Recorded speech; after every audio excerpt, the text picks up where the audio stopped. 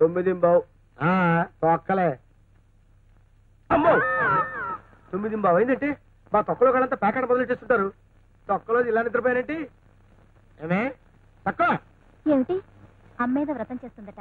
సాయంత్రం మిమ్మల్ని అమ్మో ఆయన లేచినట్టున్నారు. ఏమే ఎన్ని సంవత్సరాల నుంచి నాతో కాపురం చేస్తున్నావే నువ్వు? మనం మంచం నుంచి లేచేసరికి ముందు మందు ఉల్లిపాయ ఉండాలని తెలుసు కదా నీకు? అన్ని రెడీ చేసి పెట్టానండి. ఎదురింటి రామలక్ష్మి వస్తే మొగుడు సేవది ఏముందిలే తొక్కలోదని దత్తాసు కొడుతూ కూర్చున్నావు అంతేనా? అయ్యో అవే మాటలండి. అయ్యో అవే మాటలండి అంటే దాని అర్థం తాగుబోతు మాట్లాడేగా? అది కాదండి. ఏంట తొక్కలో చెప్పు. అబ్బాయి ఇలా ఇలా గడ్డ సమాన్ పడరా.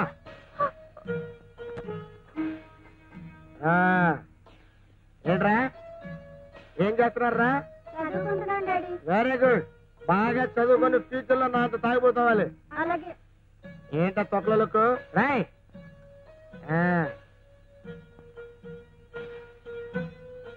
చూస్తావే తీసుకో.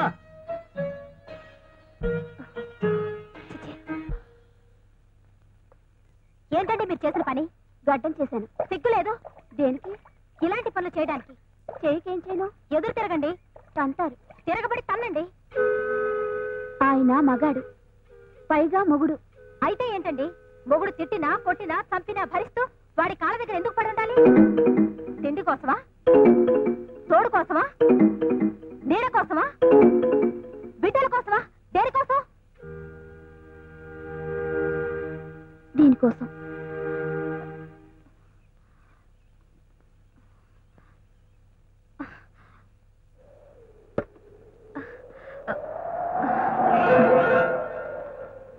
బాలిక చూస్తున్నావుగా,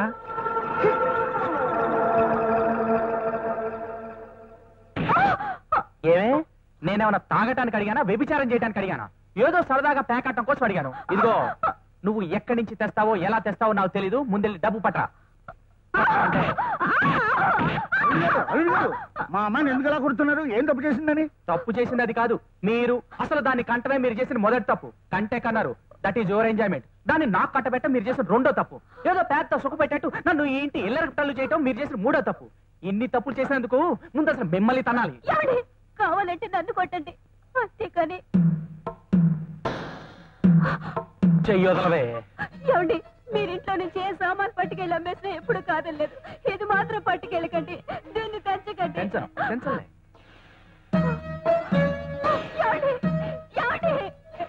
పోవేస్తే నీ మొహమా.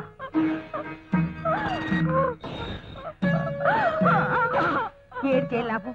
వెళ్ళు, వెళ్ళి ఓ పసుపు కొమ్ము కట్టుకో. కట్టుకోమ్మా కట్టుకో. కట్టుకొని కళ కద్దుకో. లేకపోతే ఇంతోటి మొగుడు చస్తాడు పాపం. ఏమిటమ్మా ఆ మాటలు? కాకపోతే ఏమిటండి, కూతురి మెళ్ళలో తాళి తెంపుకుపోతుంటే చూస్తూ ఊరుకుంటారా? ఊరుకోక ఏం చేస్తాం? పుణ్యం కొద్దీ పురుషుడు, దానం కొద్దీ బిడ్డలు అన్నారు. ఇది ఏ జన్మలో ఏ పాపం చేసుకుందో ఇలాంటి మొగుడు దొరికాడు, అందుకే అనుభవిస్తోంది. అంటే తప్ప ఆడదేనంటారా? కాకపోతే లోకల్లో అందరు ఆడపిల్లల బతుకులు ఇలాగే ఉన్నాయా? భర్తను దారిలో పెట్టుకోవాల్సిన బాధ్యత దాంది. అది చేతగానప్పుడు అనుభవించాల్సిందే, తప్పదు మరి. పద.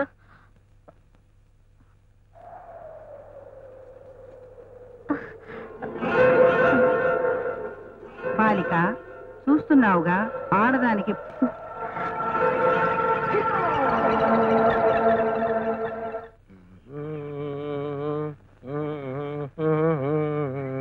థ్యాంక్ గాడ్ ఉన్నావా? ప్యాకెటింగ్ చెక్ చేసి ఉంటావు అనుకున్నాను. జస్ట్ స్టార్ట్ అయ్యాను, ఎదురుపడ్డావు. ఏంటి జయమాలిని నవ్వులో వదిలేసిన జరదాకిళ్ళ ఫేస్ ఏంటి అలా పెట్టావు? ఎనీ కష్టం? కష్టాలంటే కష్టాలు కాదు. ఇది ఉంచుకుని 200 ఇచ్చావంటే 4 కౌంట్లు కొట్టి నీ డబ్బు నీకు ఇచ్చేస్తా. పోయేస్. ఏమండి, బాలింతరాల్ని చంటి బిడ్డతో వస్తున్నాను, స్టేషన్ కి రమ్మని టెలిగ్రామ్ ఇస్తే మీరు రాలేదే? కన్నావులే, రాంగ్ షోలో ఆడపిల్లని ఏమాత్రం దానికి స్టేషన్ దాకా రావాలంటే కమలాసం తిని బారేసిన కమలాపడి తొక్కలా ఫేసి ఇది. అదేమిటండి, 6 నెలల తర్వాత పుట్టింటి నుంచి అలా మాట్లాడతారు? ఏమిటి వాంతులు చేసుకుంటున్నావు? ఏమైంది? ఏమైంది?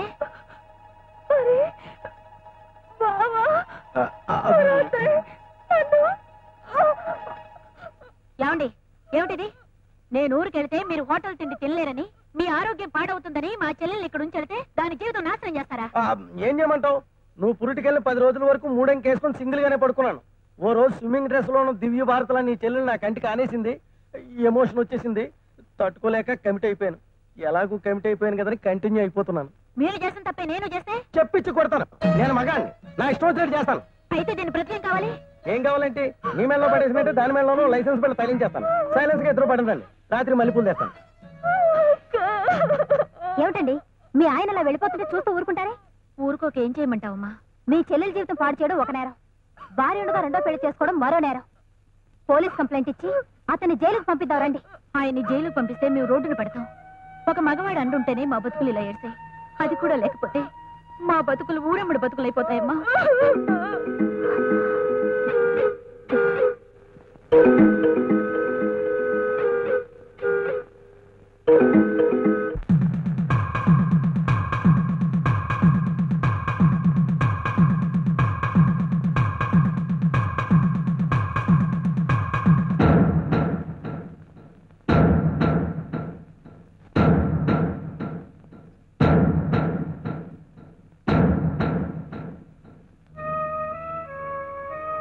ఏమిటి నువ్వు చెప్పేదంతా నిజమా? అవునే. పోస్ట్ మ్యాన్ తో మాట్లాడినా పాలవాడితో మాట్లాడినా అనుమానించి చంపుతున్నాడు. పోనీ పుట్టింటికి వెళ్ళిపోదామంటే చావైనా బ్రతుకైనా మొగుడుతోనే అన్నారు అమ్మ నాన్న. ఇప్పుడు ఏం చేయాలో నాకు అర్థం కావటం లేదే. ఆడదానిగా పుట్టడంతో దౌర్భాగ్యం మరొకట్లేదే. పశువు కన్నా హీనంగా, పురుగు కన్నా నీచంగా బ్రతికే కన్నా చావడం మంచిది అనిపిస్తుంది.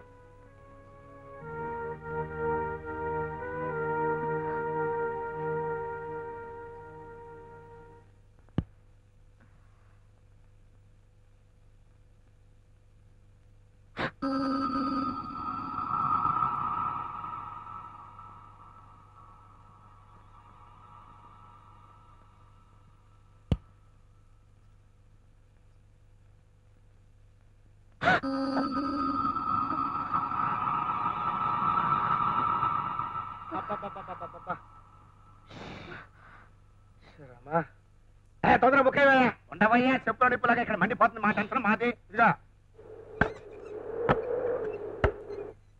అసలే ముక్కకి తెస్తంటే తొక్కలోది ముక్కేంటండి బాబు?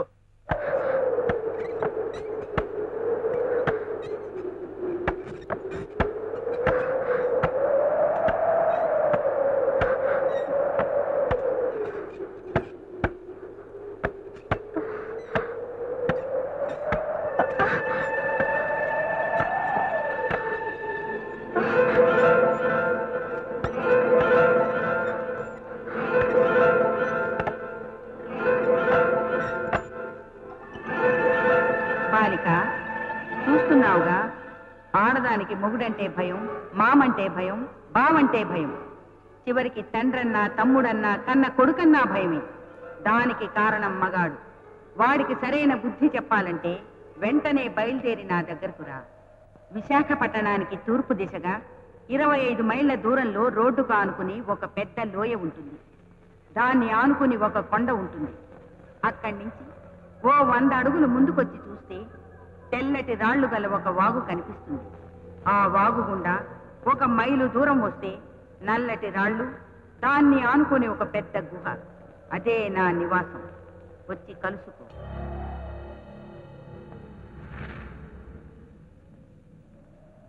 రా బాలిక, ఆగిపోయావే? లోపలికి రా.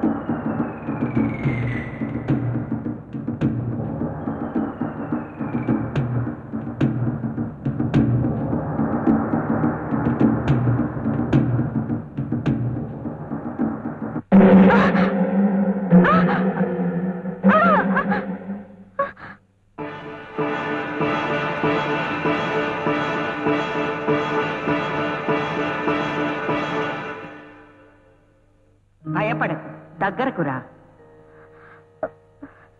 మీరు ఈ పురుషాధిక్య సమాజంలో మగవాళ్ల అహంకారానికి, దౌర్జన్యానికి నా తల్లిని, చెల్లిని, అక్కని పోగొట్టుకున్న ఆడదాన్ని నేను.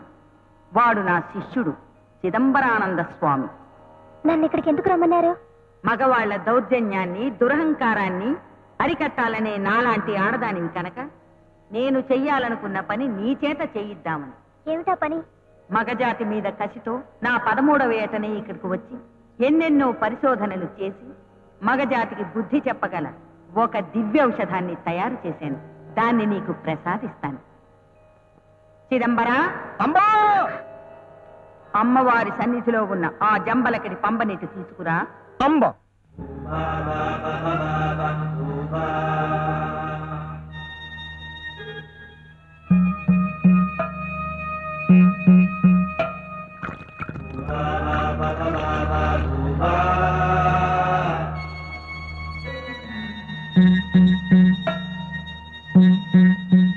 అంబా, జంబలకడి పంబ.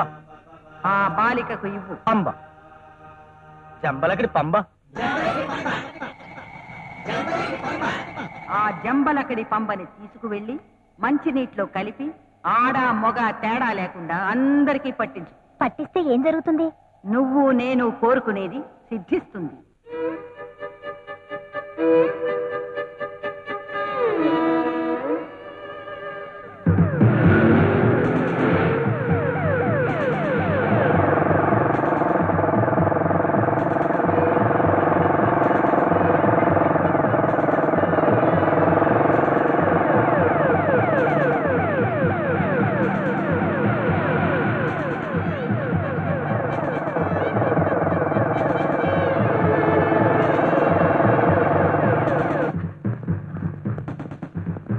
ఏం జరిగింది మేడం? ఐజీ త్వరగా రిజైన్ చేశారు. అదే నాకు అర్థం కావట్లేదు. అదేమిటండి అంటే మగాడిని నేను ఉద్యోగం చేయడం అంటే ఆడవాళ్ళు మీరు చేయాలి కానీ అంటున్నారు. ఆయన్ని చూస్తుంటే నాకేమిటో భయంగా ఉంది. ఆరోగ్యం బాగానే ఉందిగా? మనిషి ఆరోగ్యంగానే ఉన్నారు, కానీ ప్రవర్తన పూర్తిగా మారిపోయింది. ఇప్పుడు ఆయన ఎక్కడున్నారు? Good morning sir. ఇదేమిటి సార్, మగాళ్ళ మీరు బియ్యం ఎత్తున్నారు? అవ్వా, రోజం చెప్పినట్టుంది. మగాడు బియ్యం ఎరగపోతే ఆడాళ్ళు ఎడతారా ఎక్కడైనా? ఇదంటే వరుస. పొద్దుట అంతే, వద్దు వద్దు అంటున్నా వినకుండా ఇంట్లో ఉన్న బట్టలన్నీ ఉతికేశారు. పప్పు రుబ్బి పెసరట్లు కూడా వేసేశారు. ఇది వరకు ఎప్పుడైనా ఇలా చేశారా మేడం? లేదు, మొన్న 23 వైజాగ్ క్యాంప్కి వెళ్ళారు. ఒక్కరోజే అక్కడున్నారు. తిరిగి వచ్చేసరికి ఇదిగో ఇది తంతు.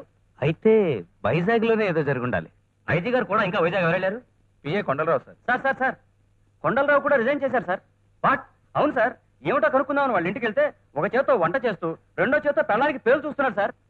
ఏమండి, మీ స్టాఫ్ కి టీ పెట్టి తీసుకొస్తాను, ఉండమని చెప్పండి.